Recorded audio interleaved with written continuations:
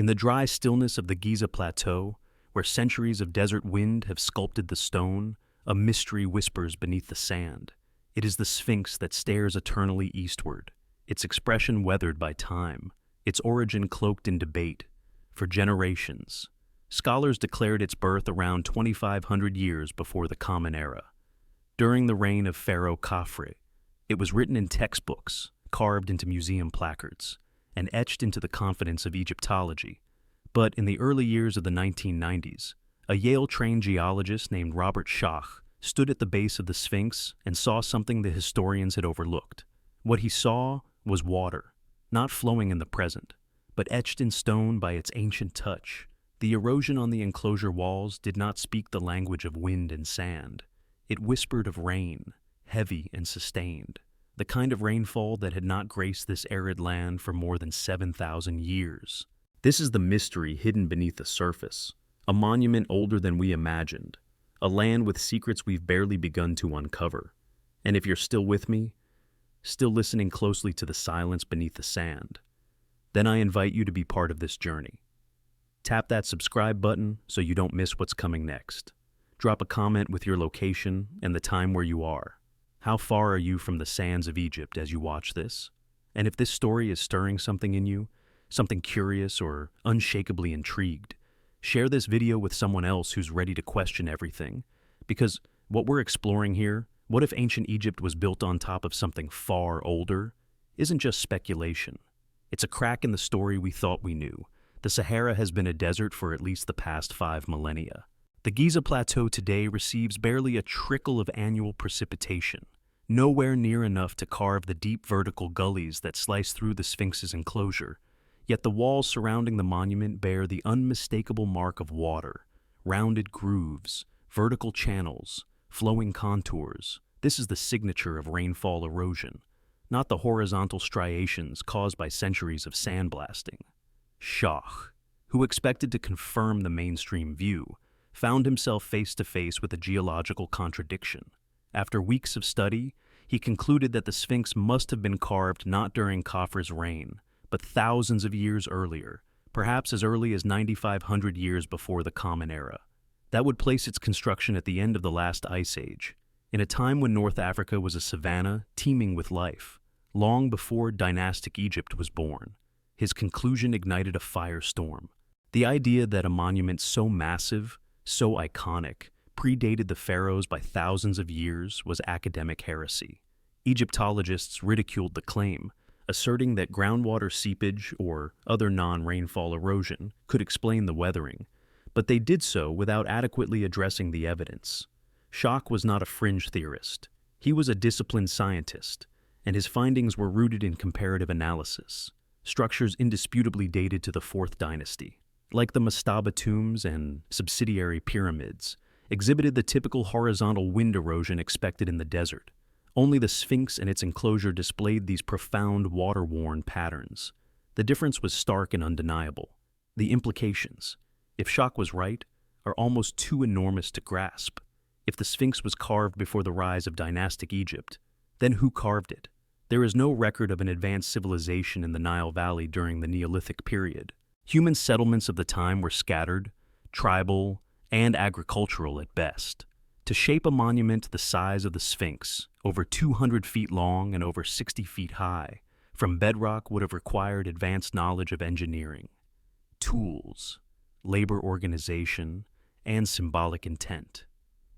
And yet, here it stands, weathered by rain that hasn't fallen in millennia, guarding a plateau whose secrets are deeper than its visible stones. But the Sphinx is only the surface.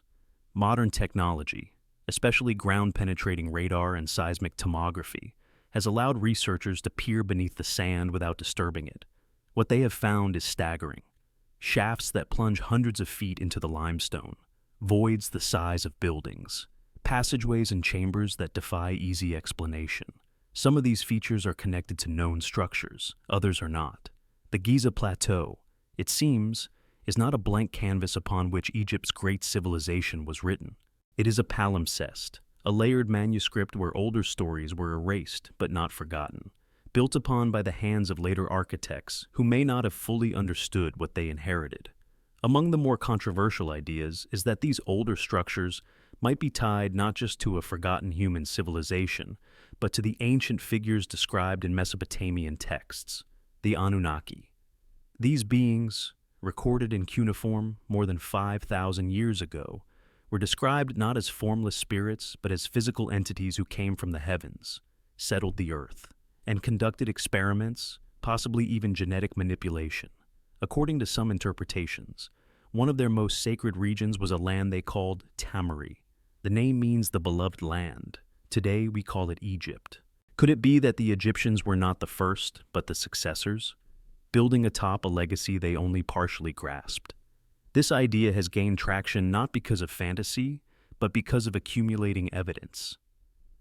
Artifacts that appear out of place, construction techniques that seem impossibly advanced, religious texts that hint at a past the Egyptians themselves regarded as mythic, a time they called Zep Tepi, the first time.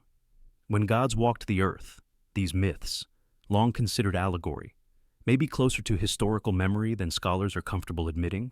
The Sphinx, as it turns out, is not the only monument that whispers of water.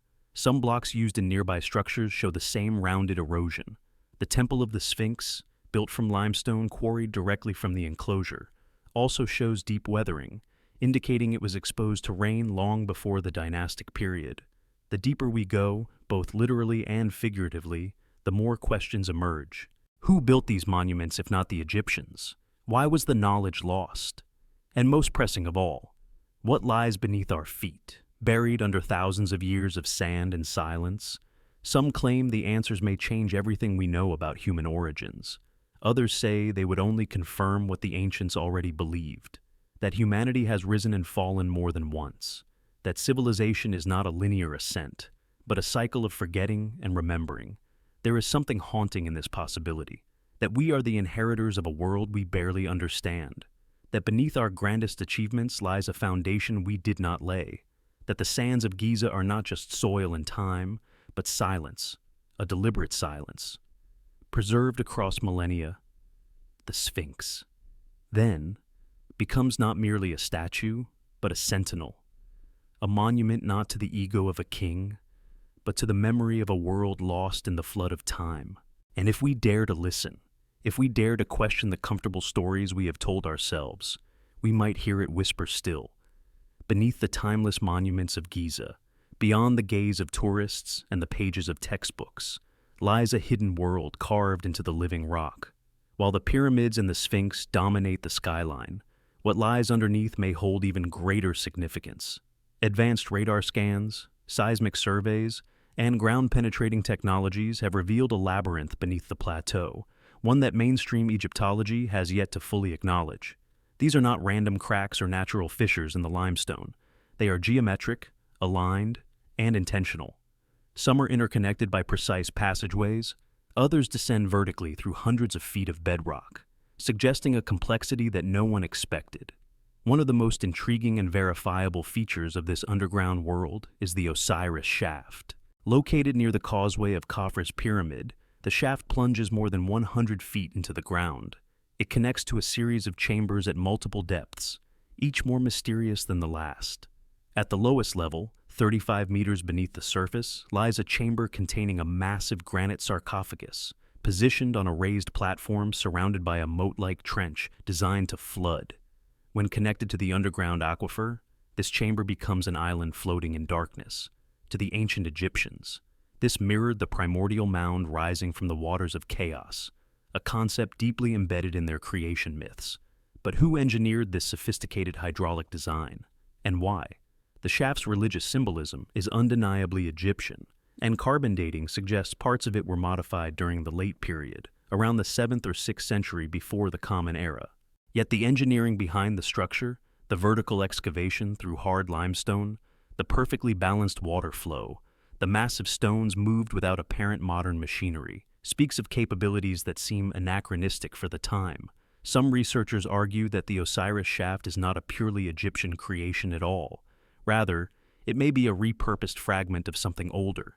The Egyptians may have discovered it already in place, incorporated it into their mythology, and built around it.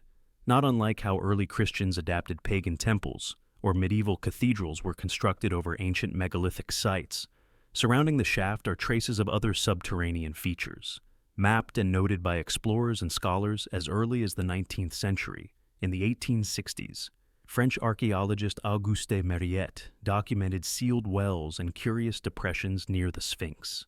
Later, in the 1930s, prominent Egyptologist Salim Hassan reported cavities and tunnels extending toward the pyramids. His records, meticulously kept but rarely cited, describe a network of corridors and voids that defy the standard floor plan of dynastic structures. These weren't burial shafts or tomb entrances. Their size, depth, and geometry suggest a different function entirely. More recently, international teams from Italy and Scotland used synthetic aperture radar to scan beneath the Great Pyramid and Khafre's Pyramid. Their findings included voids tens of meters across, vertical shafts over 200 feet deep, and even what appeared to be spiral staircases cut into the bedrock. While Egyptian authorities downplayed the results, calling them artifacts of the scanning process or misinterpretations, the data was peer-reviewed and consistent across multiple surveys. The underground world at Giza is real. The question is, who built it, and why? Mainstream archaeology insists that any such structures must be Egyptian. After all, the dynasties are well documented. The timelines are carved in stone, but the stylistic and architectural differences suggest otherwise. The precision of these subterranean features does not match Fourth Dynasty techniques. The Egyptians, for all their brilliance, typically used ramps, causeways, and cut stone assembly. They did not drill vertically through rock with perfect cylindrical symmetry. They did not build massive underground chambers accessible only by hidden shafts unless those chambers already existed. Some of the resistance to these ideas stems from the implications. If Giza contains structures that predate the pharaohs, then Egypt's entire historical narrative would need to be rewritten. It would suggest that the civilization we so admire did not arise from nothing in the third millennium before the Common Era, but was rather built atop an inheritance perhaps not fully understood by its recipients. This idea is not new. The Egyptians themselves believed they were heirs to a divine legacy. Their texts speak of Zep-Tepi, the first time, when the gods ruled the land and monumental works were crafted. But perhaps Zep-Tepi was not myth. Perhaps it was memory. In 2024, new radar scans detected two L-shaped structures buried less than 7 feet below the surface of Giza's western cemetery. One appeared hollow, filled with sand and gravel. The other contained shaped stone and signs of internal passageways. These configurations are not found in any known dynastic architecture. Their angular design and isolation from known burial zones further deepen the mystery. What was their purpose? Are they remnants of a buried infrastructure from a civilization we have no record of? And if so, why did the Egyptians leave them untouched? Or rather, why did they incorporate them into the edges of their sacred precincts? In a world increasingly reliant on data, the reluctance to explore these anomalies is telling. Egypt's Supreme Council of Antiquities has repeatedly denied excavation permits in the areas of the radar-detected voids. Official statements claim the anomalies are natural cavities, or not of archaeological significance. Yet, paradoxically, the same authorities refuse to allow physical inspection to confirm those claims. If the voids are merely natural, why the secrecy? If they are not, what is being protected? Alternative researchers propose that what lies beneath Giza is not merely older, but alien, evidence of a non-human presence. The Anunnaki, described in Mesopotamian texts as godlike beings who built underground cities to escape the harsh conditions of Earth, are a popular candidate, whether extraterrestrial or simply an ancient terrestrial civilization lost to time. The proposition remains the same. The Egyptians did not create Giza from scratch. They inherited it. They sanctified it. They glorified it. But they did not originate every part of it. Even the Egyptian priests seem to know this. The Greek historian Herodotus, writing in the 5th century before the Common Era, recorded stories from priests who spoke of 3,000 underground chambers and a hidden pyramid beneath the plateau. For centuries, his account was dismissed as fanciful exaggeration. But the rediscovery of the Osiris shaft, and its resemblance to the island in water motif he described, has forced some to reconsider. Could Herodotus have been preserving the last oral memories of a truth buried beneath centuries of conquest, flood, and silence? If there is a city beneath Giza, a true underground network of unknown age and origin, then its discovery would shake not just Egyptology, but the foundations of human history. It would mean that what we call civilization may not be the beginning, but a continuation. That the story we tell ourselves of gradual ascent from stone tools to skyscrapers is incomplete, and that beneath our most sacred monuments lie the keys to a forgotten chapter of our collective memory.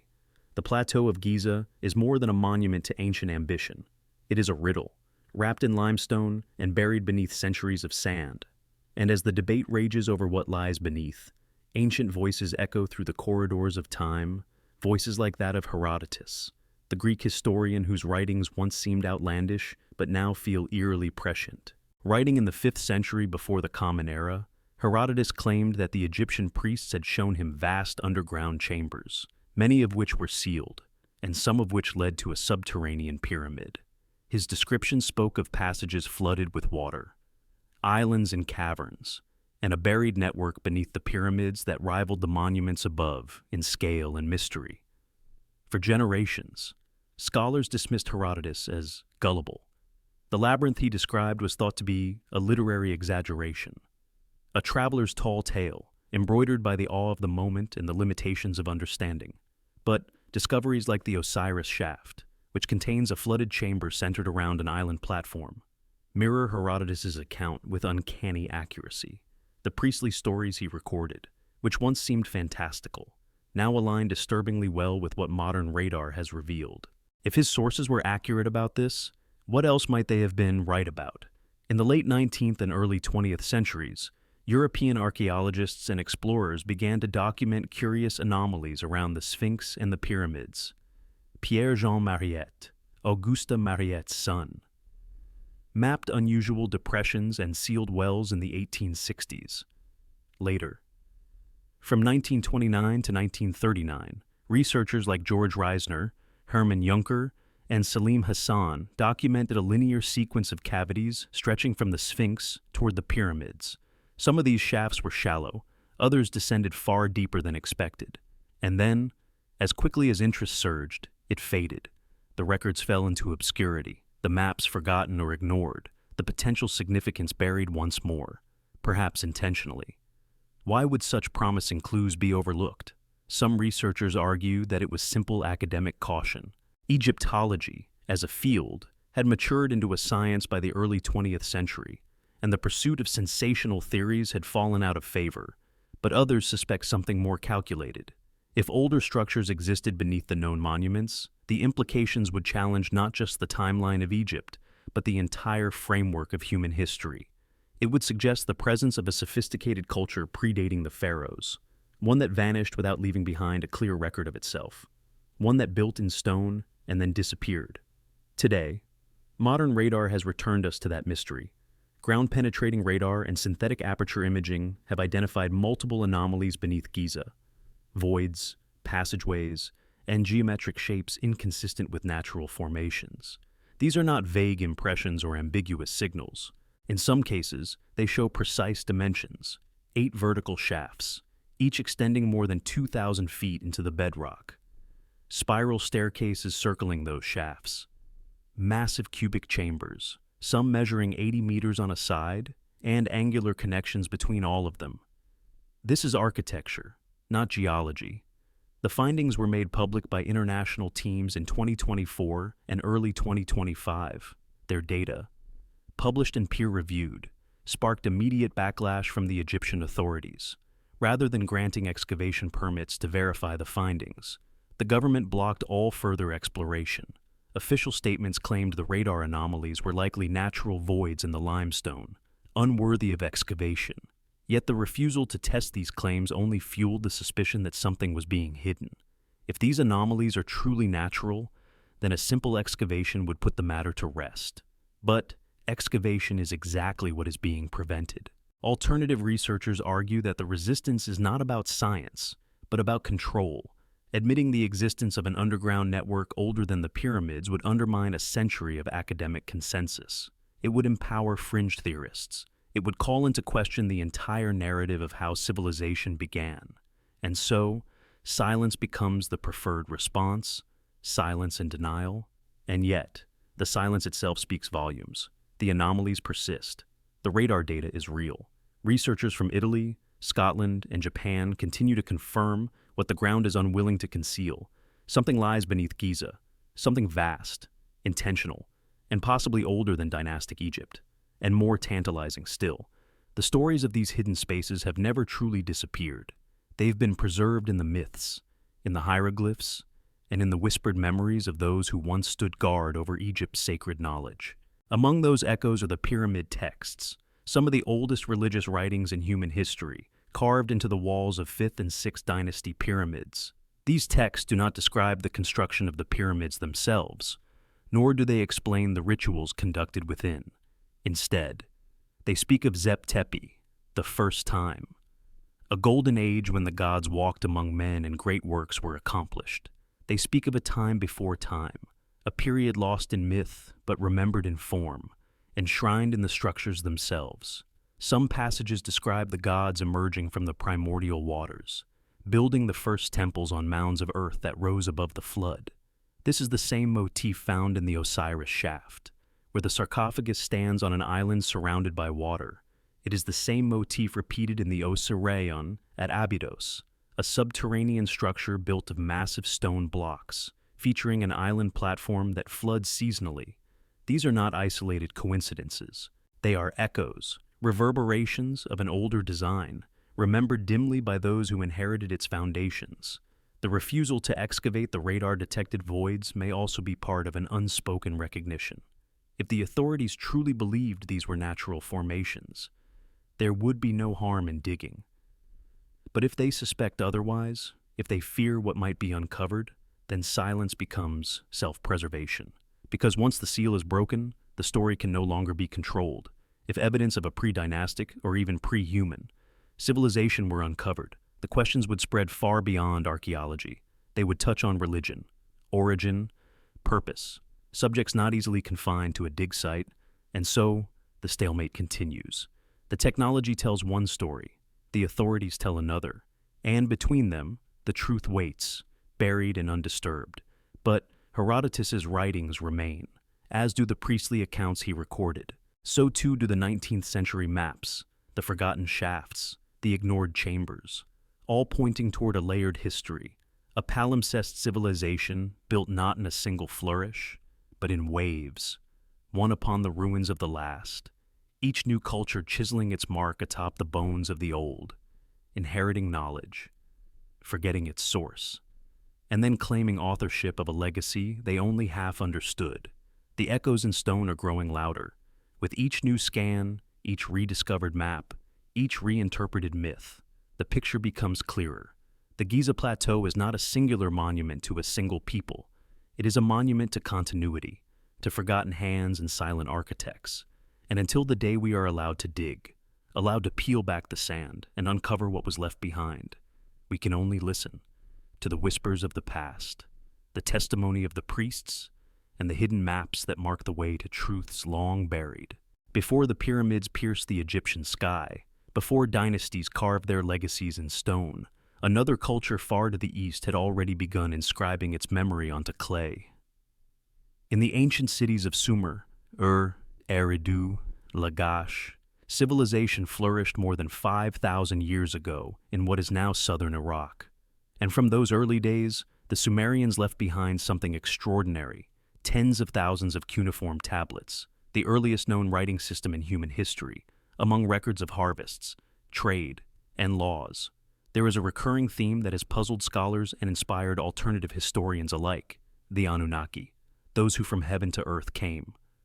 To the mainstream academic world, the Anunnaki are gods, mythological deities inhabiting a rich pantheon similar to the Greek or Norse traditions. They were personifications of natural forces, symbolic archetypes through which the Sumerians explained creation, law, and death. But others have dared to take the tablets at face value. The stories do not describe the Anunnaki as intangible spirits. They describe them as physical beings who arrived in ships, who governed cities, who taught humanity. and who at times even waged war among themselves. The language used is specific, not allegorical. There are names, ranks, tasks, rivalries. This is not vague cosmology. It reads like history. Among those who embraced this radical interpretation was Zecharia Sitchin, an independent researcher whose 1976 book, The 12th Planet, ignited both fascination and controversy. Sitchin proposed that the Anunnaki were not gods at all, but advanced extraterrestrial beings from a distant planet called Nibiru.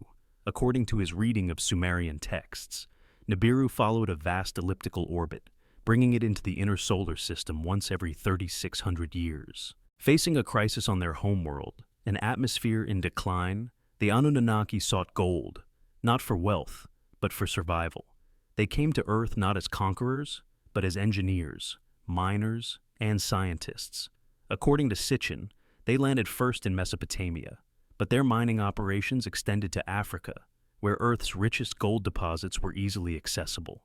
For thousands of years, they extracted the metal manually, but eventually, their workers rebelled. The labor was brutal, the conditions harsh. Faced with mutiny, the Anunnaki needed a new solution. That solution, as described in the Atrahasis epic, was the creation of a new being, us. The text describes how Enki, the Anunnaki chief scientist, and Ninhursag, the geneticist, combined the DNA of the Anunnaki with that of a primitive hominid to create the Adamu, the first man. The purpose of this hybrid was not reverence, not companionship, but utility. Humanity was designed as a labor force, intelligent enough to follow orders, but limited enough to remain obedient. This version of human origins, though shocking, aligns in certain motifs with religious creation stories.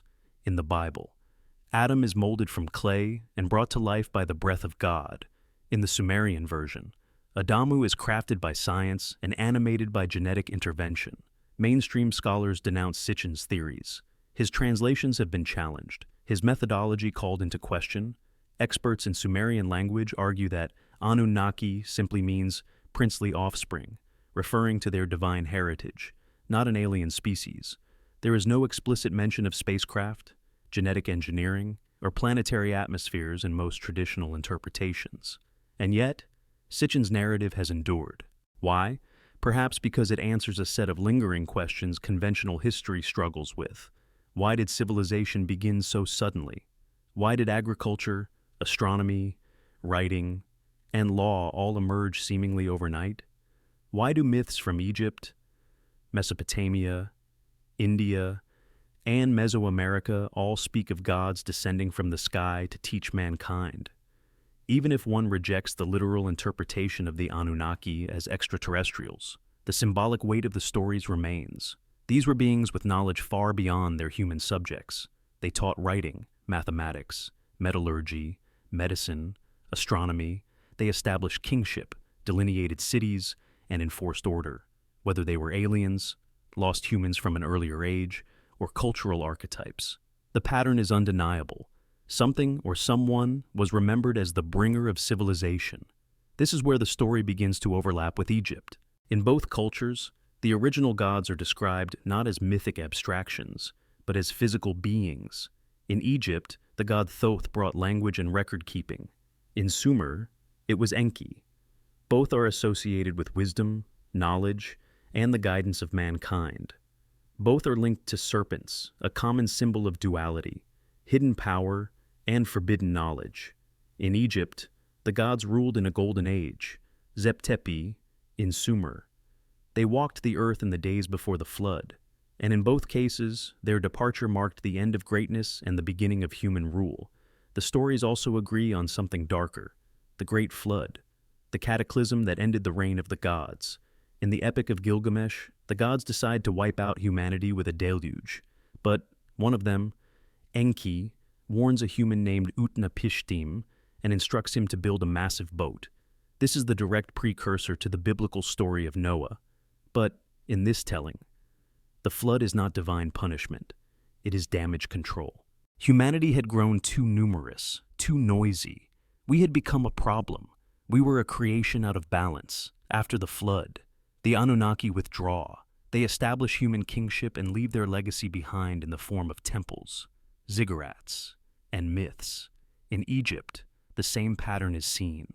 The gods rule, a catastrophe occurs. Human pharaohs rise. Temples are built in honor of what came before. The gods are remembered, but no longer seen. They become stories. But what if those stories contain buried truths? In both Mesopotamian and Egyptian texts, the idea of inheritance dominates. The knowledge humanity possesses is not self-derived, it is received. The earliest civilizations did not slowly invent complex systems. They inherited them. The sudden appearance of writing, astronomy, agriculture, and architecture suggests a point of transfer, a handoff from someone older, someone wiser.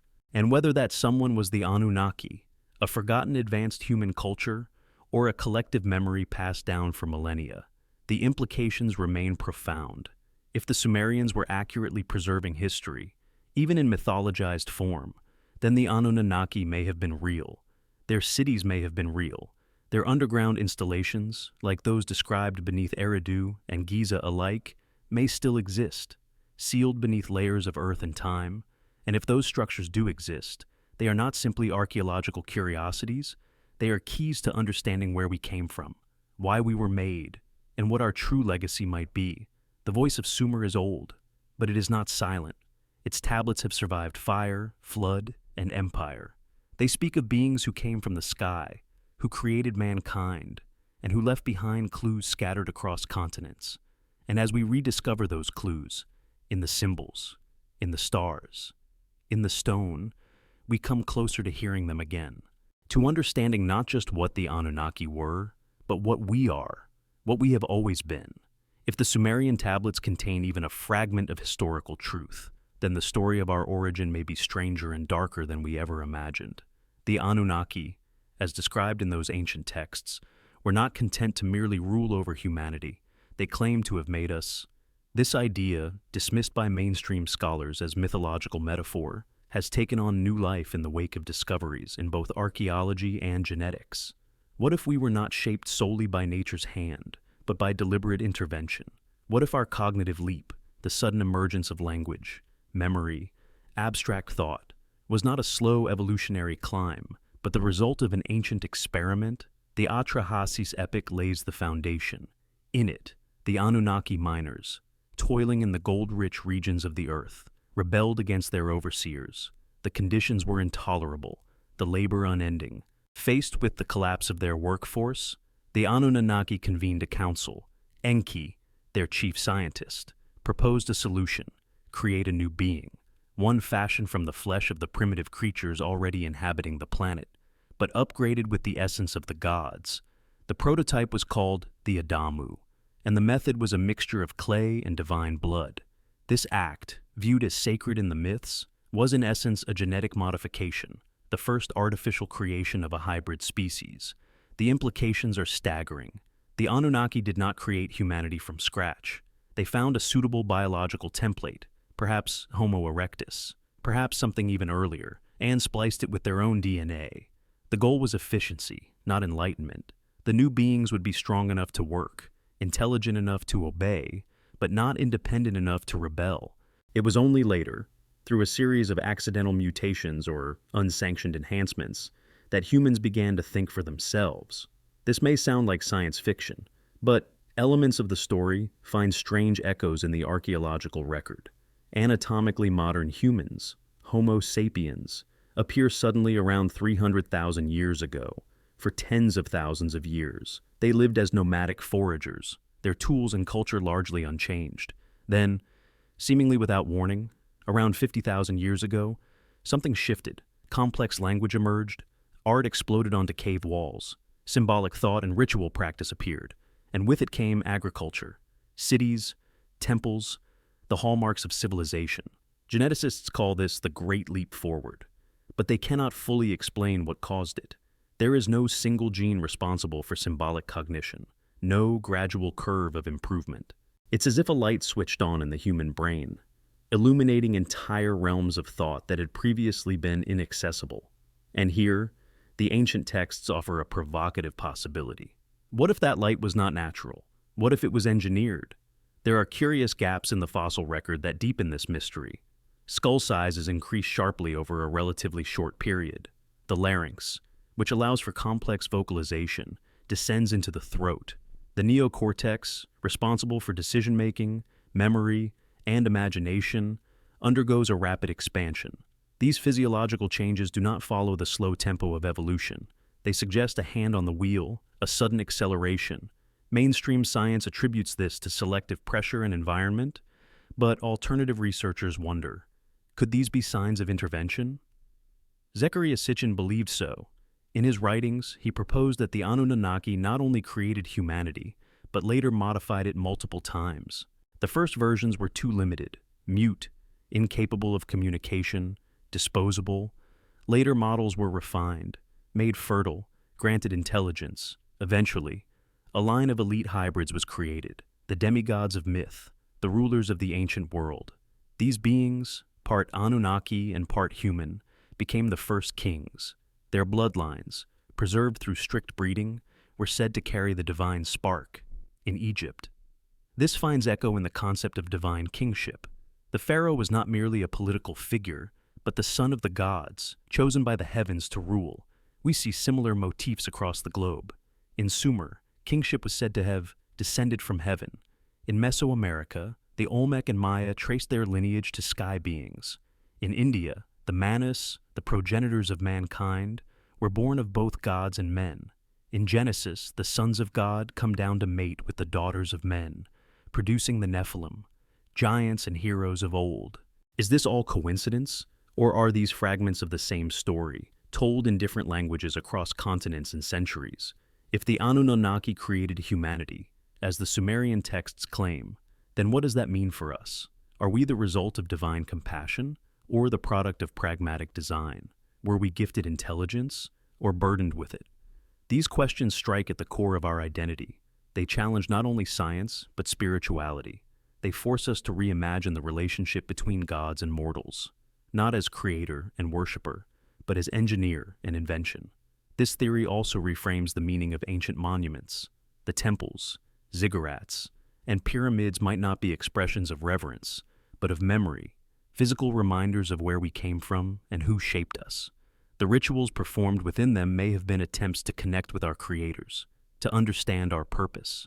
And the myths that survived, of floods, sky beings, hybrid offspring, are not allegories, but encoded history. Even today, geneticists continue to uncover puzzles in our DNA. There are sequences that do not match any known hominid. There are genes that appear abruptly, with no apparent precursor. And there are traits, such as our unusually large brains, our capacity for abstract language, and our lack of protective body hair, that defy simple evolutionary logic. In some circles, this has reignited the debate about intelligent design, but the designer, in this case, may not be supernatural. It may be ancient and very real. Critics of the Anunnaki theory argue that it relies too heavily on speculative translations and unsupported assumptions. They caution against reading modern science into ancient myths, and they are right to be cautious. The burden of proof must be high, but the opposite danger also exists, that we dismiss the past too easily, that we ignore the voices of our ancestors simply because they challenge our comfort. The Sumerians did not believe they invented civilization. They said they were taught.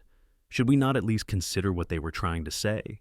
If humanity was created for a purpose, mining gold, serving gods, building monuments, then perhaps our true defiance lies in becoming more. We are no longer bound to serve. We have asked the forbidden questions. We have turned our gaze from stone to stars. Whatever the Anunnaki intended, we have exceeded it. We are not tools. We are not slaves. We are storytellers. And this story, our story, is only beginning. In the ancient world, knowledge was not discovered. It was given. That is what the myths say. Whether in the halls of Mesopotamia or the temples of Egypt, the wisdom of the gods was not earned by man through slow trial and error, but bestowed like a sacred flame. The Sumerians credited the Anunnaki for everything from agriculture to astronomy. The Egyptians believed Thoth delivered the gift of writing and science. Across continents and centuries, the pattern repeats. Humanity as the student, the gods as the instructors. If these were merely symbolic tales, they would still be remarkable in their consistency. But when paired with the archaeological record, the stories take on a strange new weight, because something truly extraordinary happened between the 4th and 3rd millennia before the Common Era. Civilization didn't evolve, it exploded. Cities rose from the desert, temples aligned with the stars. People who had barely learned to farm began to chart the movements of planets with mathematical precision, and no one can fully explain how. The Sumerians, for example, developed a base 60 number system that we still use today to divide time and measure circles: 60 seconds in a minute, 60 minutes in an hour, 360 degrees in a circle. Why base 60? It's not intuitive like base 10. It's not found in nature. And yet it allowed the Sumerians to calculate astronomical cycles with astonishing accuracy. They identified the planets, including ones not visible to the naked eye. They understood the precession of the equinoxes, a 25,000-year cycle requiring centuries of observation to detect. These were not primitive skywatchers. They were scientists.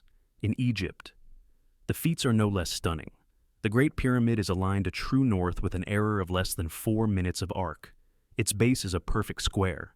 Its sides slope at an angle that encodes the ratio of pi. Its internal dimensions reflect astronomical and geodetic knowledge far beyond what Egyptologists attribute to the 4th dynasty. No papyrus has been found detailing how it was done.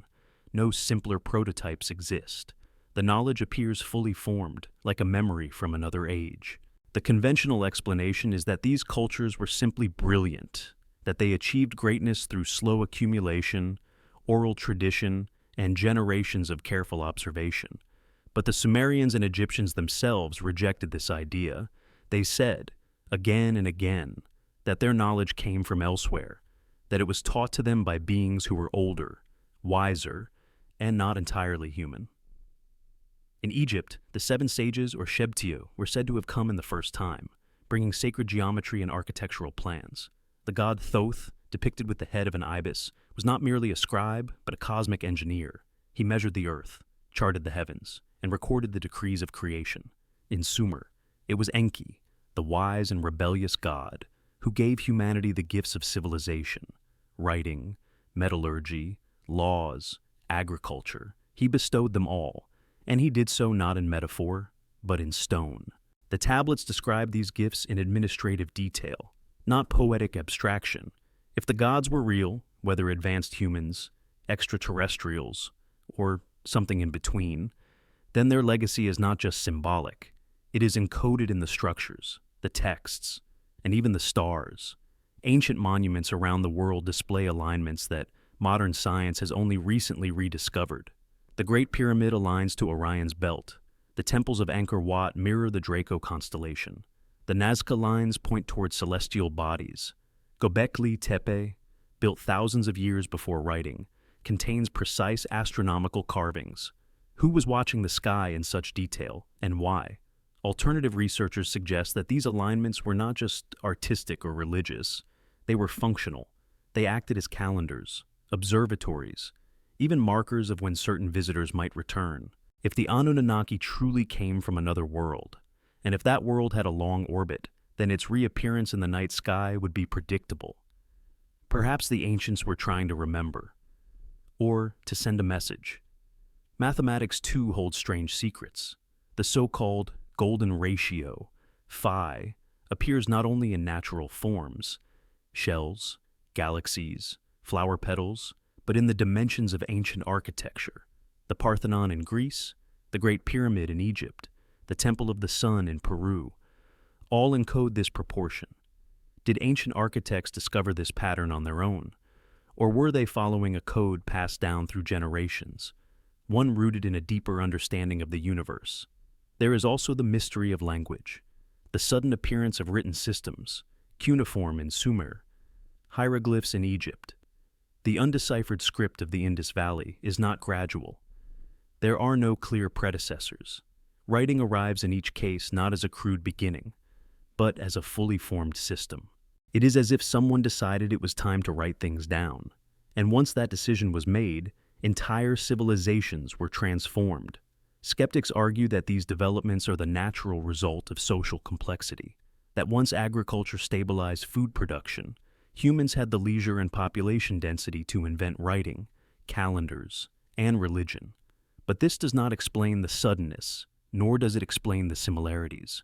The gods arrive from the sky.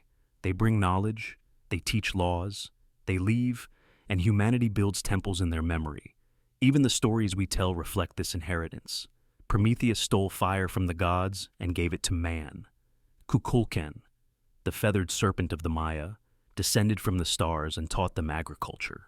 In India, the gods flew in Vimanas and waged war with celestial weapons. In Egypt, the gods ruled as kings before stepping aside. In every corner of the earth, we find this same story told in different forms. Not a creation myth, but a transfer myth. Not how humans began, but how they learned. And in the myths, the knowledge is always dangerous. Fire can burn. Writing can preserve lies. Math can enslave. The gods are often ambivalent. Some want to help humanity. Others want to keep us ignorant. Enki helps. Enlil punishes. Thoth teaches. Set destroys. There is always tension between control and liberation, between obedience and rebellion, which makes one wonder, were we meant to know? Were we given too much? Or perhaps, were we given just enough to evolve on our own? If the knowledge we received was meant to guide us, it also challenged us. It forced us to grow, and maybe that was the point.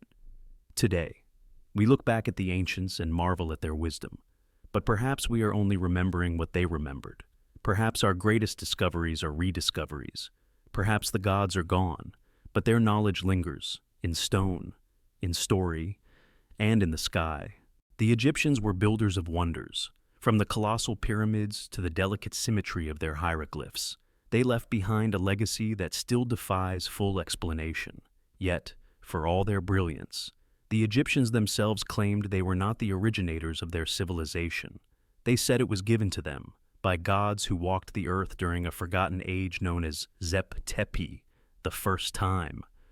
In this golden era, according to their own temple inscriptions, divine beings descended, shaped the land, built the first temples, and passed down sacred knowledge. The Egyptians did not believe they invented civilization. They believed they inherited it. Nowhere is this more explicitly stated than in the Edfu building texts, carved into the walls of the Temple of Horus at Edfu in southern Egypt. These inscriptions describe the creation of the world and the building of the first sacred structures. But what sets them apart is their peculiar language, phrases that suggest a memory far older than the temple itself. The texts describe the arrival of divine beings known as the Shebtau, the seven sages, who came to Egypt from a distant land after a great catastrophe. They found the land in ruins, covered by water, and began rebuilding the sacred sites according to a cosmic blueprint. The Shebtiu are said to have used divine words to create, echoing the Egyptian belief in Heka, magical speech that could shape reality. These beings constructed the first mounds of creation, artificial islands rising from the primordial waters. On these mounds, they built temples aligned with the stars, incorporating sacred geometry to encode cosmic truths. This concept is not unique to Edfu. It repeats throughout Egyptian cosmology, a sacred island in a sea of chaos, a place where order is reborn. This myth mirrors the physical design of certain underground structures. The Osiris shaft, for example, ends in a chamber where a granite sarcophagus rests on an island surrounded by water. The Osiraion at Abydos follows a similar pattern, a flooded hall of megalithic pillars rising from a subterranean lake. Both match the mythological image of the primordial mound. But here's the mystery. These structures are far older in style and engineering than their supposed dynastic counterparts. The Osiraion, while officially attributed to Seti I of the 19th dynasty, features massive stonework more in line with the Old Kingdom, or even earlier. The granite blocks weigh over 100 tons and are fitted without mortar, in a fashion not seen in later Egyptian architecture. Could these be remnants of the first time, physical evidence of the sacred inheritance the Egyptians spoke of? If so, then they weren't built by Seti I, but merely restored by him. This would explain the lack of hieroglyphic decoration, typical of later periods, and the architectural techniques that seem out of place. Seti's builders may have found a structure already buried in silt and sand, unearthed it, and incorporated it into their temple complex. And in doing so, they may have preserved a piece of a forgotten civilization. Further support for this theory comes from the pyramid texts, which date to the 5th and 6th dynasties, but speak of events long before the founding of Egypt as we know it. They mention the followers of Horus, semi-divine kings who ruled in the time before the pharaohs. These beings, like the Anunnaki of Sumer, are described not in vague mythological terms, but as rulers with names, lineages, and histories. They were said to have come from the sky, ruled for thousands of years, and departed after a great upheaval, leaving humanity to govern itself. Manetho, an Egyptian priest writing in the 3rd century BCE, compiled a list of dynasties that included not only human kings, but also divine rulers whose reigns lasted for centuries. According to his records, before Menes unified Egypt, the gods had ruled for over 30,000 years. Mainstream historians dismiss these accounts as myth, but the consistency across texts, temples, and traditions is difficult to ignore. The Egyptians did not claim greatness for themselves. They claimed they were the stewards of something far older. Their gods were not distant and symbolic, but remembered as real. Physical beings, Thoth, Osiris, Isis, Horus, they were described as rulers, teachers, innovators. They introduced law, writing, agriculture, and ceremony. And crucially, they built many of Egypt's most sacred sites. Heliopolis, Abydos, Giza, are said to have been founded by these divine beings. In fact, the name Heliopolis, the city of the sun, was originally called Iunu, or Anu, a name startlingly similar to the Sumerian god Anu, father of the Anunnaki. Coincidence? Possibly. But the linguistic connection has raised eyebrows. Some researchers argue that this is evidence of a shared cultural root, or at least of communication between two great centers of early civilization. Could both Egypt and Sumer have inherited fragments of the same origin? Could the gods of one land be the same as those of the other, remembered under different names? If this is the case, then the divine inheritance of Egypt takes on a new dimension. The gods may not have been local myths, but global figures whose influence spanned continents. Their knowledge of architecture, astronomy, medicine may have been disseminated through colonies, migrations, or survival after cataclysm. The survivors of a previous age, bearing knowledge from a lost world, could have arrived on the banks of the Nile and shared what they knew. And those who received it, the Proto-Egyptians, may have enshrined that wisdom in their temples and legends. This idea helps explain why Egyptian civilization appeared so suddenly and so fully formed. By the time the first dynasty rose, the Egyptians already had writing, mathematics, a calendar, a pantheon, and architectural know-how. Their early art is refined. Their religious system is complex. There is no obvious period of development. It's as if a curtain lifts and civilization steps fully onto the stage. But maybe it wasn't the beginning. Maybe it was a continuation. The sacred architecture of Egypt supports this. Temples were not designed randomly. They were built according to cosmic alignments and mathematical principles. The orientation of Karnak aligns with the solstice. The axis of Luxor aligns with Sirius, the star of Isis. These were not just places of worship. They were star maps. They were machines of memory. And if those blueprints were inherited, not invented, then the divine inheritance was not metaphorical. It was structural. Every granite block, every glyph, every corridor was a part of a message passed down from another age, not just for the glory of the gods, but for the continuity of knowledge, a sacred duty to preserve what came before. And through that preservation, perhaps the hope that one day, when the sands shifted and the stars realigned, someone would remember. For centuries, the sands of Giza have concealed as much as they revealed. The pyramids and the Sphinx stood tall, weathered by time yet defiantly present. But what lay beneath them, under the surface, hidden from sight, remained a subject of speculation, myth, and dismissal. That is, until technology gave us new eyes, eyes that could see through stone, through sand, through centuries. In the last few decades, radar imaging, ground-penetrating surveys, and seismic mapping have changed everything. They've shown us what ancient maps and temple records hinted at. Giza is hollow. In 2024, a joint team of Italian and Scottish researchers used synthetic aperture radar tomography to conduct one of the most detailed subterranean surveys ever performed on the Giza Plateau.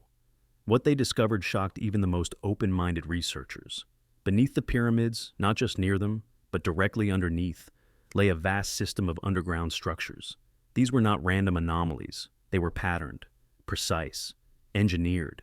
The data revealed 8 vertical shafts, each descending more than 2,000 feet into the bedrock.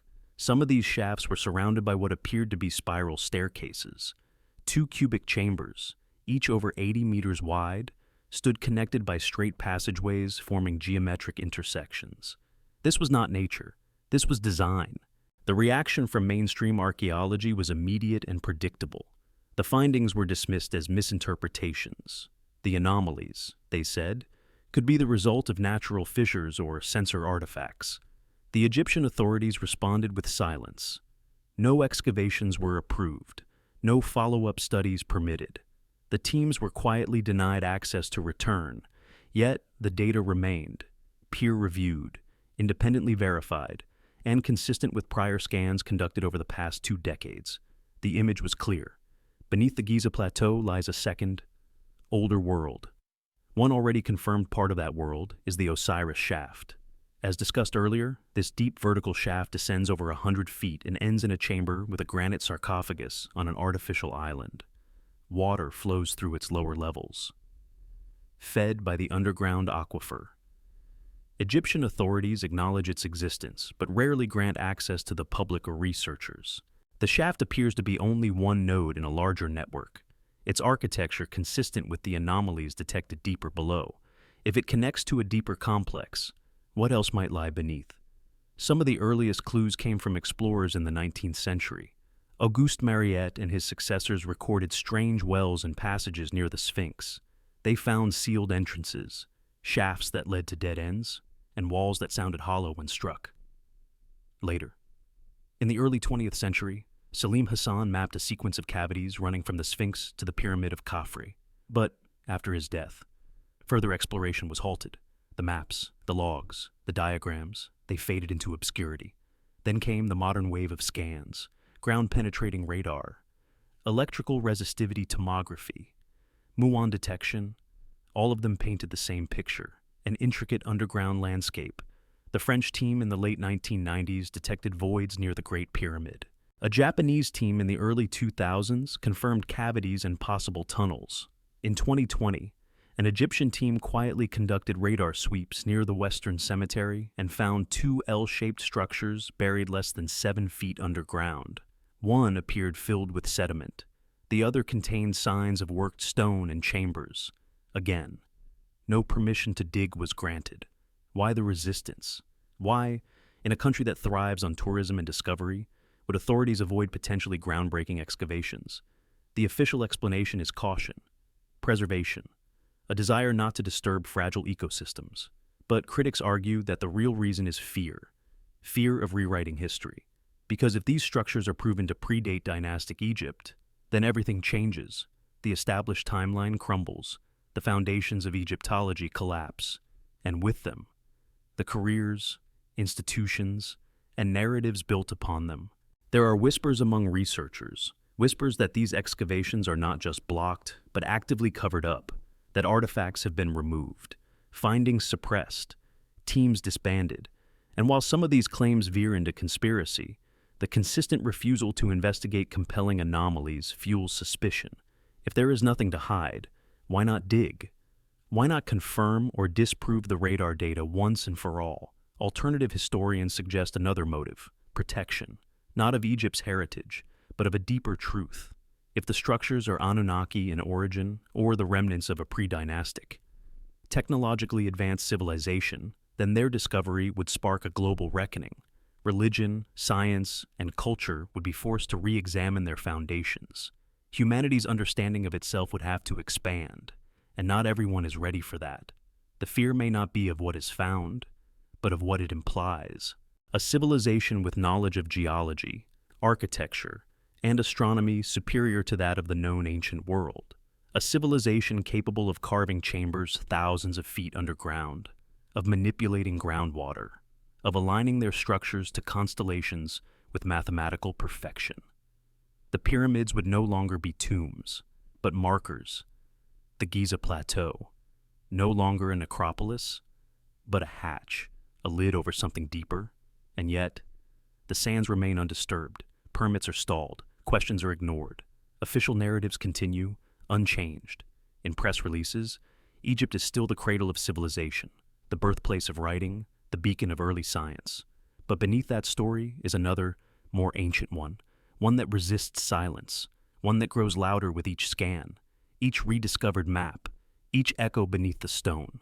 The refusal to excavate is not just a missed opportunity, it is a choice, to remain blind when we have the tools to see, to cling to comfort when faced with wonder.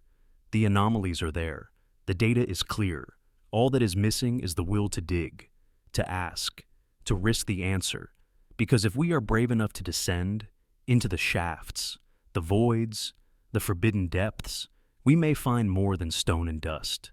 We may find the forgotten builders, the first teachers, the ones who shaped the world before the world remembered its name. And in doing so, we may remember who we are. The stories etched into clay in Sumer and carved into stone in Egypt come from opposite ends of the ancient world, but they speak in the same voice. They describe the same kinds of gods, powerful, embodied, immortal beings who descended from the heavens. They speak of floods and sacred knowledge, of rulers born of divine blood, of a time before time when the gods themselves ruled the earth. Though separated by geography and language, the myths of Mesopotamia and Egypt mirror one another so closely that coincidence becomes difficult to accept. It is as though two civilizations were remembering the same dream from different corners of the world. Start with the names. In Sumer, the supreme deity was Anu, the king of the heavens, father of the Anunnaki. In Egypt, the most sacred religious center was Heliopolis, known in ancient Egyptian as Ayunu, pronounced Anu. To the Egyptians, it was the city of the sun, the place of the Benben stone, where the god Ra first emerged from the primordial mound. This linguistic overlap has intrigued researchers for decades. Is it a coincidence, a phonetic fluke, or is it a buried memory of a shared origin, a once unified story split into different tongues? Both traditions speak of gods who walked among men. In Sumer, the Anunnaki ruled cities, assigned domains, and lived in palaces. They had family feuds, political alliances, and power struggles that spanned millennia. In Egypt, the gods were also rulers. Osiris, Isis, Set, and Horus were not abstract ideals. They were kings and queens, remembered in dynastic successions. The pyramid texts describe these beings not as spirits, but as living, breathing figures with bodies, voices, and thrones. The parallels extend to divine function. Enki, the Sumerian god of wisdom and water, was a scientist and creator who engineered humanity.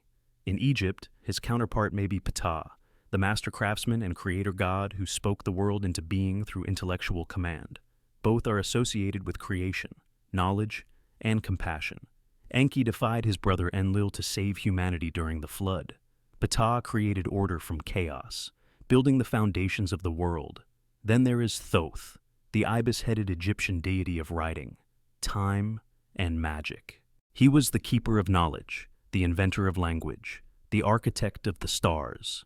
His Sumerian mirror may be Ningish-Zida, another god of wisdom and gatekeeper to the underworld, often depicted with serpents, a symbol of knowledge and transformation. Some traditions associate Ningish-Zida with the biblical serpent in Eden, tying the ancient themes together across belief systems. The Egyptian goddess Isis shares remarkable similarities with the Sumerian goddess Inanna, later known as Ishtar. Both are associated with love, fertility, and the heavens. Both descend into the underworld in epic myths and return transformed. Both are wives and mothers, protectors and warriors. Their symbols, rituals, and celestial associations overlap in ways that suggest a common source, or at least a cultural exchange far older and deeper than the historical record confirms. Even the darker gods reflect one another. Set, the chaotic Egyptian god who murdered Osiris, echoes Nergal, the Sumerian god of war and the underworld. Both represent destruction, the desert, and entropy. Both are necessary forces within a larger cosmological balance. The stories do not depict good and evil in simplistic terms. They explore duality, polarity, and transformation. These similarities have long been explained away as parallel development. Scholars argue that cultures facing similar challenges, agriculture, flood cycles, celestial observation, will naturally produce similar myths, that shared human psychology leads to shared symbolic language. But the precision of the parallels goes beyond common human experience. The specific names, familial dynamics, divine roles, and narrative structures align too closely. And when one considers the possibility of cultural transmission from an earlier, now lost civilization, the mystery deepens rather than dissipates. Alternative historians propose that both the Sumerians and Egyptians inherited their stories from a precursor civilization, one that existed before the last great catastrophe, perhaps before the end of the last ice age. This ancestral culture, whatever its name, seeded the world with memory. The survivors, scattered by flood or fire, carried their knowledge into the fertile valleys of the Nile and the Tigris. There, they re-established sacred centers, rebuilt observatories, and passed down what remained through myth, monument, and rite. Such a theory gains weight when one considers how abruptly Egyptian and Sumerian civilization appeared in both regions. Writing arrives fully developed. Religious systems, astronomical calendars, advanced engineering, and social organization all emerge without the expected trail of simpler predecessors. In standard archaeological timelines, the evidence for such a leap is patchy at best. The explanation, again, is that much was lost due to decay, floods, or the use of perishable materials. But what if the leap itself was the result of inheritance? The Anunnaki, if they were real, may not have belonged only to Sumer. Their presence, or the memory of it, may have echoed across the early world. The same beings could have been remembered as gods in different regions, their names shifting but their essence remaining. Egypt's Osiris might have been Sumer's Dumuzi, Egypt's Thoth, Sumer's Ningish Zida. The flood stories, sky chariots, and heavenly decrees. These could be fragments of the same narrative, viewed through different lenses.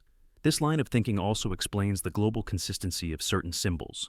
The winged disc appears in both Mesopotamia and Egypt. The serpent, the eagle, the lion, these archetypes recur in sacred art across time and space. Even pyramid-like structures, though different in form, appear in Mesoamerica, India, and Asia. Some point to diffusion, others to coincidence, but perhaps it is neither. Perhaps it is memory, a kind of ancestral blueprint embedded in the first temples and passed down, altered but not forgotten. Mainstream historians remain skeptical, and rightly so. Extraordinary claims require extraordinary evidence, but the evidence continues to accumulate. Myths that were once dismissed as fantasy are now being reevaluated in the light of archaeology, astronomy, and genetics. The stories still speak, if we are willing to listen. If Egypt and Sumer truly reflect one another, then their gods were not figments. They were ancestors, teachers, visitors, whatever we choose to call them. They left their imprint in stone and in story, waiting for a future generation to uncover what was buried, not just in the earth, but in the mind. The pyramids of Egypt are often described as tombs, immense monuments to the ego and eternity of ancient kings. That's what the textbooks say. Yet, despite the certainty with which this claim is repeated, no mummies have ever been found inside the Great Pyramid of Giza. No inscriptions name the builder. No funerary art lines the interior chambers. The structure itself is an enigma, a mathematical masterpiece with a precision no other ancient tomb even attempts to replicate. If the Great Pyramid was a burial site, it is unlike any other in Egypt's long history. And perhaps that's because it wasn't a tomb at all. The question of the pyramid's function has haunted archaeologists and engineers alike. Their size, alignment, and internal complexity demand explanation. The Great Pyramid of Khufu is aligned to true north with an error margin of less than 1/20th of a degree, an accuracy nearly unmatched even by modern instruments. Each of its sides is precisely equal in length. The base is level to within less than an inch. Its construction incorporates advanced knowledge of mathematics, geometry, and astronomy. The golden ratio is present, so is pi. The pyramid is not just large, it is deliberate, coded, and symbolic. Theories abound. Some have suggested the pyramid was a stellar observatory, with shafts aligned to key constellations like Orion and Sirius. Others propose it was a calendar, a geodetic marker, or a ritual center. But among the most controversial ideas is the possibility that the pyramid was a machine, a device built for a specific energetic purpose.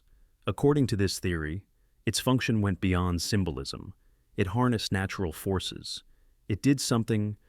To understand this theory, one must look not just at the pyramid structure, but at its materials.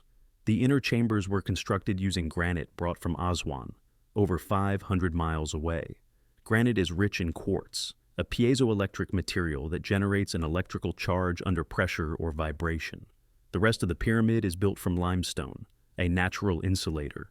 Beneath the pyramid lies an aquifer, a flowing water source moving through fissures in the bedrock.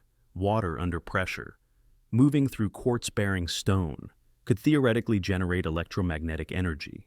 Some researchers believe the pyramid was designed to capture, amplify, or transmit this energy. The king's chamber, where the granite sarcophagus lies, behaves acoustically like a resonance chamber. When certain frequencies are introduced, the entire room vibrates. The sarcophagus itself, cut from a single block of granite, is not decorated. It is not sealed. It is not even large enough to comfortably hold a human body. But when struck, it resonates. This has led some to speculate that the chamber, and the pyramid as a whole, was tuned like an instrument, capable of manipulating sound and energy for unknown purposes. The idea that the pyramid was an ancient power plant may seem outrageous. Yet the design choices make more sense under this interpretation than under the traditional tomb theory. Why align a tomb with cosmic precision? Why build it over an active water source? Why include perfectly measured shafts that align to celestial bodies, but are too narrow for ventilation or ritual processions? Why use materials with specific acoustic and electrical properties? Proponents of the power plant theory, like engineer Christopher Dunn, suggest the pyramid functioned as a giant energy accumulator, possibly converting vibrational energy from the Earth into usable power. The Grand Gallery, with its stepped ceiling and narrowing profile, may have acted as a waveguide. The Queen's Chamber, located lower in the structure, shows signs of chemical residue, possibly from reactions used in an unknown energy conversion process. The King's Chamber, isolated and protected, may have been the chamber of resonance, where sound or vibration was focused and magnified. Mainstream scholars reject this theory as pseudoscience, pointing to the lack of direct evidence for ancient electrical systems. Yet it remains difficult to explain why such extraordinary care was taken in the design of a structure that supposedly had no function beyond housing a dead body, especially when the body isn't there, especially when later pyramids, provably built as tombs, were smaller, sloppier, and filled with inscriptions and funerary items. If Khufu's pyramid was a prototype, why is it the most advanced? Anomalies within the pyramid deepen the mystery. The so-called relieving chambers above the king's chamber, 5 granite layers arranged in a corbelled design, appear to serve no structural purpose. Their original discovery was accidental, and their contents surprising. In the highest of these chambers, known as Campbell's Chamber, explorers found red ochre markings, graffiti or symbols, some of which may include references to Khufu, but their authenticity has been debated. More intriguing is the void detected in 2017 by the Scan Pyramids project, a massive cavity the size of a commercial airliner. Located above the Grand Gallery, its function remains unknown, and once again, no permission has been granted to explore it physically. The pyramid's design also includes descending and ascending passages that intersect at precise angles.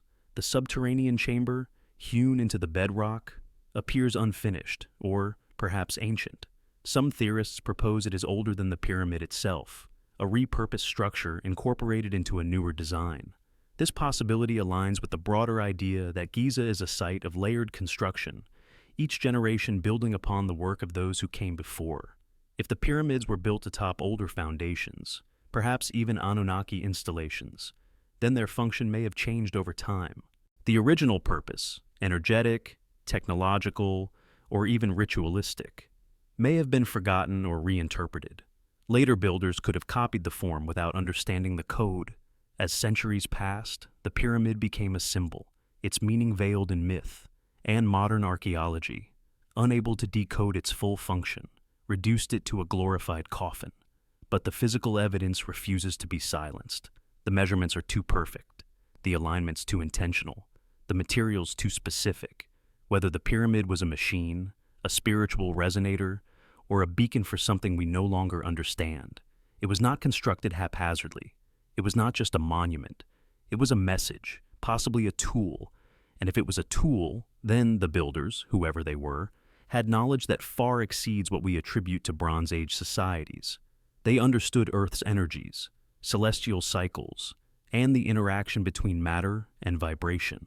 Whether they were Anunnaki, survivors of an earlier civilization, or a culture entirely lost to time, they left behind more than stone. They left behind a puzzle, one we are only beginning to solve. The Great Sphinx of Giza stares eastward, eternally frozen in contemplation as the sun rises before it each day. It is a monument of paradoxes, massive yet silent, eroded yet enduring. Officially, it is dated to around 2,500 years before the Common Era and attributed to Pharaoh Khafre. But the monument tells a different story. Its weathered body shows signs of erosion not from wind, but from water, deep vertical grooves consistent with sustained rainfall. Yet, Egypt has been arid for over 5,000 years. If rain carved those marks, then the Sphinx is far older than we've been told, perhaps even older than dynastic Egypt itself. This theory, first proposed by geologist Robert Schoch in the 1990s, remains controversial. Schoch noted that the enclosure surrounding the Sphinx bears the distinct signature of rainfall erosion, rounded vertical grooves carved into limestone that could only result from thousands of years of exposure to water. Wind-driven sand, the conventional culprit, does not create such patterns. If Schoch is correct, the Sphinx could date back to the end of the last ice age, around 10,500 years before the Common Era, a time when the Sahara was green and rivers flowed where dunes now lie. The implications are staggering.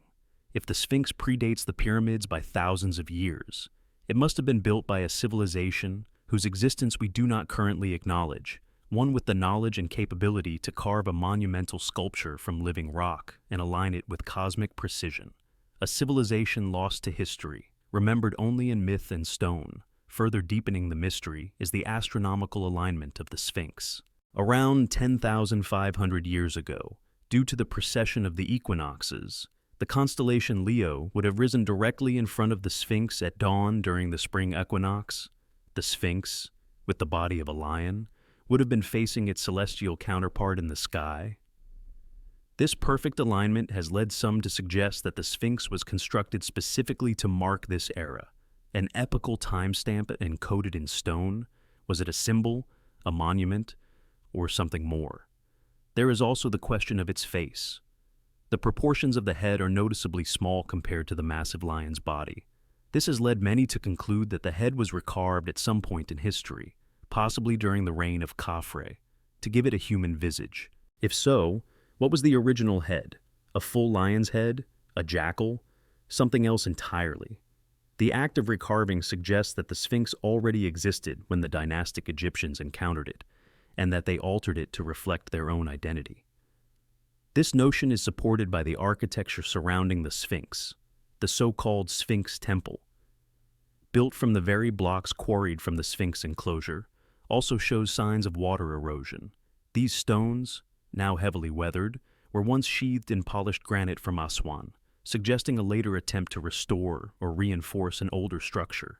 The granite casing dates to the 4th dynasty, but the core blocks and the erosion they bear suggest a much older origin. Inscriptions and legends offer tantalizing clues. The dream stele of Thutmose IV, placed between the Sphinx's paws in the 15th century before the Common Era, speaks of a buried monument that revealed itself in a dream. Thutmose claimed that the Sphinx spoke to him and promised kingship if he would uncover it from the sand. The stele's text implies that even in Thutmose's time, the Sphinx was ancient, half-buried, and forgotten. He did not build it. He restored it. But what if the Sphinx was more than a monument? Some researchers propose that it functioned as a marker, perhaps even as a stargate, not in the science fiction sense of instant teleportation, but as a symbolic or energetic gateway between the earthly realm and the stars. Its placement, orientation, and astronomical alignment suggest that it was designed not just to observe the sky, but to connect with it. In many ancient cultures, the lion was a solar symbol, a guardian of the threshold, a creature of power and protection. In Egypt, the lion was associated with the goddess Sekhmet, the destructive aspect of the sun. In Mesopotamia, lions guarded temple gates and sacred sites. The Sphinx may have served a similar role, a guardian of something hidden, a sentinel watching over an entrance to a world beneath. This theory is supported by the radar scans and seismic data collected around the Sphinx. Multiple anomalies have been detected: rectangular voids, sealed chambers, vertical shafts. One cavity lies directly beneath the Sphinx's front paws. Another is located under the monument's rear. Yet excavation has been consistently denied by the authorities. The official explanation is preservation. But critics argue that the real reason is fear of what might be found. Because if there is something beneath the Sphinx, an archive, a chamber, a structure, then the history of civilization must be rewritten. Legends speak of the Hall of Records, a hidden chamber containing the knowledge of a lost civilization. The idea gained popularity through the readings of Edgar Cayce, the American mystic who claimed that survivors of Atlantis had preserved their wisdom beneath the Sphinx. While no evidence directly supports Cayce's claims, the concept continues to inspire researchers. After all, if a civilization existed prior to Egypt, and if it left behind monuments like the Sphinx, wouldn't it also have preserved its history somewhere safe? The Sphinx, in this view, becomes a symbol of memory, a monument designed not to glorify a king, but to guard a secret, a key to a door we have not yet opened. And perhaps the reason we have not opened it is because we are not yet ready. What lies beneath may not just be stone and dust. It may be knowledge, dangerous, transformative, humbling, knowledge that changes who we think we are. It is no coincidence that the Sphinx faces east, the direction of rebirth, of the rising sun, of new beginnings, every day. It watches the light return. And perhaps that is its message, that even in the darkest times, memory remains, that truth endures, that one day we will look back, not just in curiosity, but in understanding, and see not a statue, but a sign. The official narrative of Egyptian history begins with the unification of Upper and Lower Egypt under King Menes, around 3,100 years before the Common Era. From that point, the 31 dynasties unfold in neat succession, pharaoh after pharaoh, temple after temple, century upon century of rule recorded in hieroglyphs and tomb inscriptions. But what if this timeline is only part of the story? What if Egypt's true origins stretch back not just centuries, but millennia before Menes ever wore a crown? Manetho, a priest of Heliopolis writing in the 3rd century before the Common Era, compiled a chronicle of Egyptian history based on temple records now lost to time. His work became the foundation for the dynastic framework modern Egyptology uses. But embedded in Manetho's chronology is something deeply unsettling, an era of divine kingship that preceded the dynasties. According to Manetho, before Menes, Egypt was ruled for thousands of years by semi-divine beings, the gods themselves, followed by the Shemsu Hor, or followers of Horus. These rulers were not mythological figures in Manetho's account. They had names, they had regnal lengths, and those lengths were staggering. Reigns lasting hundreds, even thousands of years. Gods such as Ptah, Ra, Osiris, and Thoth held the throne for eons before passing it to demigods and eventually to mortal kings. Modern historians consider this era legendary, more theology than history. But the Egyptians themselves did not see it that way. To them, Zep Tepi, the first time, was as real as any dynasty. It was the age of origin, when knowledge was first brought to earth, when order emerged from chaos. If we take the text seriously, then Egypt's civilization did not begin with Menes. It was rebuilt by Menes, reassembled, revived, the memory of the gods, their rule, their works. These were preserved through ritual, myth, and architecture, and perhaps through stone structures far older than the official timeline allows. Consider the Osirion at Abydos, officially dated to the reign of Seti I, around 1,300 years before the Common Era. It was supposedly built as a symbolic tomb for Osiris. Yet, the construction tells a different story. The Osirion is composed of granite blocks weighing up to 100 tons, fit together with astonishing precision. Unlike Seti's ornate temple nearby, the Osirion is stark and undecorated. It looks megalithic, out of place in its supposed era. Many researchers believe Seti did not build the Osirion. He uncovered it, restored it, incorporated it into his own temple complex. The same pattern appears elsewhere. At Karnak, the earliest sections of the massive temple complex show a level of craftsmanship and alignment that later additions do not match. The further back one goes in Egyptian architecture, the more advanced the technique. This is the reverse of what we'd expect. Technological and artistic sophistication should evolve over time, not vanish. In Giza, this pattern reaches its peak. The Great Pyramid, attributed to Khufu, displays a level of engineering unmatched by any later pyramid. Its orientation to true north, its internal chambers, its sheer precision, all of it stands alone. Khufu's supposed successors, Khafre and Menkaure, built smaller pyramids with declining quality. The third pyramid even incorporates stone blocks of visibly inferior craftsmanship. If the builders were gaining experience, why were they getting worse? One explanation is that they weren't the original builders. They were copying what they didn't fully understand. They were inheriting a legacy, mimicking forms whose function had been lost. The same may be true for the Sphinx and the Sphinx temple. The limestone core blocks of the temple, quarried from the Sphinx enclosure, show deep water erosion. Later granite casing stones were added in the 4th dynasty, centuries after the core had already weathered. Again, the pattern is clear. Older structures, more eroded, were restored by later hands. And then there are the pyramids themselves, beneath the sands near the Western Cemetery. Recent radar surveys have detected buried structures that do not match known dynastic architecture. L-shaped anomalies with internal chambers, located near, but not connected to, known tombs. Their age is unknown. Their purpose, undisclosed. Authorities have refused excavation, citing preservation concerns.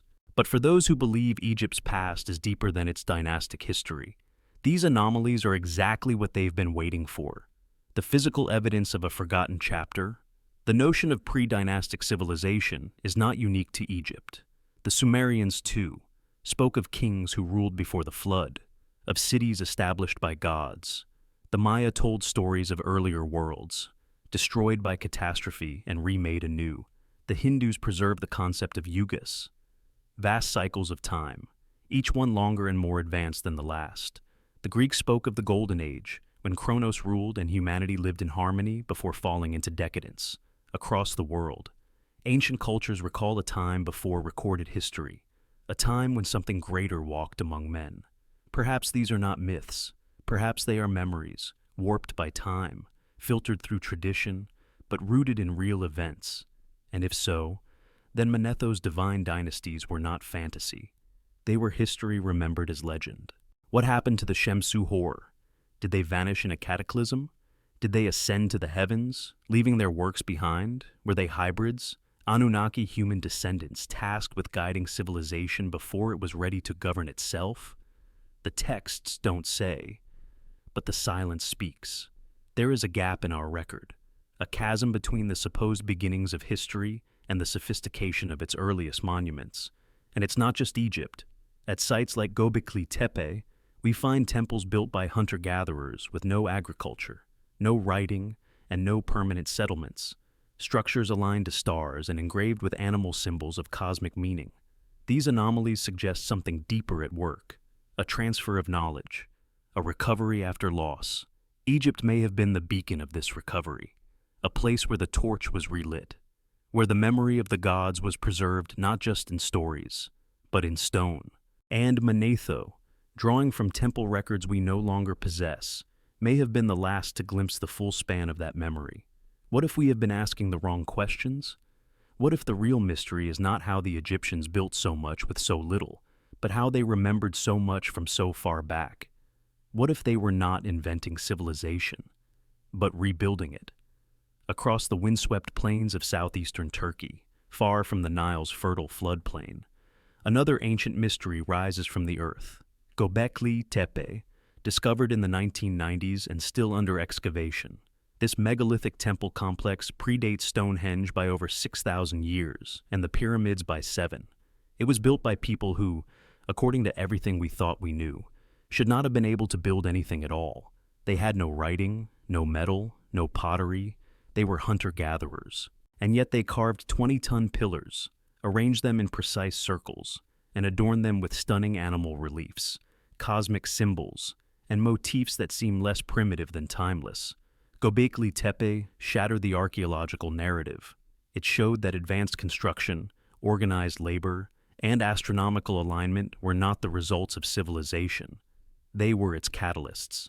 And perhaps more importantly, the site was deliberately buried, not abandoned, not ruined, but filled in, covered, preserved, as if its builders wanted it hidden, or perhaps saved for another time, another civilization. This echoes a broader pattern, one that stretches across continents and centuries.